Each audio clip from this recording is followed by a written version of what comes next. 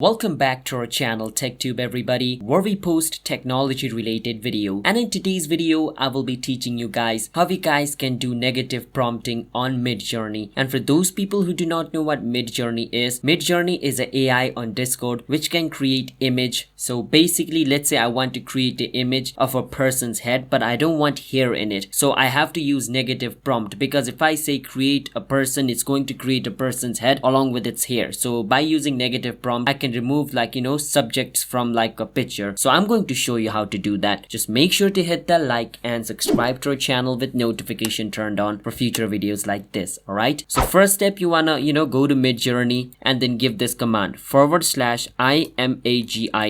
So this is the basic command. Everybody who uses Midjourney knows this, because if you don't even know this, then basically you guys can watch our other videos where I teach you how you guys can use Midjourney for beginners. Alright, all the basic concepts are over there. So once you do this, what I can do is give it an order. Now I want a white dog's face but without nose. So what I can do is write 2 dashes and then I can say no nose, and I can give a little comma and say no ear, and then I can press an enter. Now I have given Midjourney the command to create a dog's face, a white dog's face, but that face is not going to consist of nose and ear, because I gave it the negative prompt of do not create nose or ear, and it's going to create the face over here. But yeah, that's basically it. Okay, why did it create the nose and ear? So as you guys can see, it did create an image of a dog with no ears and nose. It tried to over here, as you guys can see, no ears and no nose. It came out a bit weird, but it was an order. So let me try it again. I'm going to write /imagine, imagine a